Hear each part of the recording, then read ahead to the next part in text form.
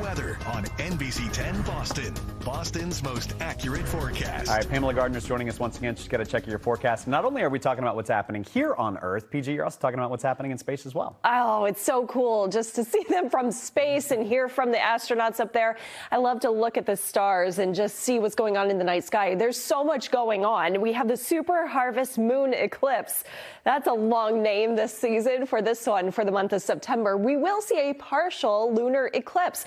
So keep an eye to the sky. This is going to occur tomorrow night with the peak of the partial eclipse going on at 10:44. Now, this is when Earth casts a shadow on the moon. The opposite is a solar eclipse, which we had just recently. But this is with the moon. You can look directly at it. I will tell you, you may not even notice a lot of the partial eclipse because it's only about 8% of the moon that's hidden. So it's not a full one, but still cool to see. Also a supermoon and the harvest moon because we're the closest to the start of fall, which is actually this weekend astronomically. And more space news here. You could see the northern lights. The forecast actually currently we have a K index of 7 going on. So if it were dark right now, we would be able to see the northern lights directly overhead the Mass Pike. That's not the case, of course. It's too bright, so the sun outshines all of this activity. But tonight, it may still be at minor here with a K index of 5. Tuesday, Wednesday, we're in a very active stage of the solar cycle here. So keep in mind, there could be some northern lights when you least expect it, too. It's a tough thing to forecast. So something we're more confident on with the forecast here are temperatures on land. High temps today in the 80s, and it's going to be a glorious night tonight. It will be mostly clear for all your stargazing needs.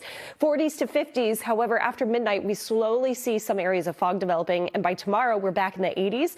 This is going to be probably our warmest day of the 10-day forecast. And another dry day, too. But marking today, this makes us 27 days in a row of no rain at Logan Airport. So 6th place on record. Yes, it is one of the driest stretches on record. We need some rain. We may get it from this potential tropical cyclone number 8. That's from the National Hurricane Center. I didn't name it, but it is producing a lot of flooding rainfall across parts of the Carolinas today into tomorrow as the storm is very slow to move through.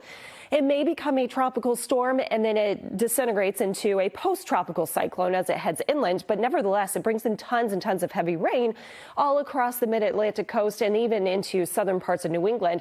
Not until the end of the week. It's going to take some time to get here. Once it does, our wind direction switches. The offshore weather is going to be a little tricky, too. Not a great boating day Thursday or Friday. Wave heights 5 to 8 feet off the coast. And with that persistent east-northeast wind moving on to land, it's going to keep us cool with that heavy windswept rainfall and, yes, beach erosion, plus dangerous rip currents, too. As we cool off our temperatures, we're still getting some rain across southern New England all the way into Saturday morning, some drizzle, and then the storm system heads farther to the south, and then we're done.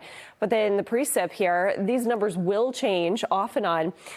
Just an idea, mainly take from this map that we will see the best chance for heavy rain south. So even in Boston, we could see about ½ an inch of rain potential. That would be nice because we need the rain. Though technically we're not in a drought, it's getting crispy and crunchy out there with the yards. 10-day forecast, you see the chance for rain.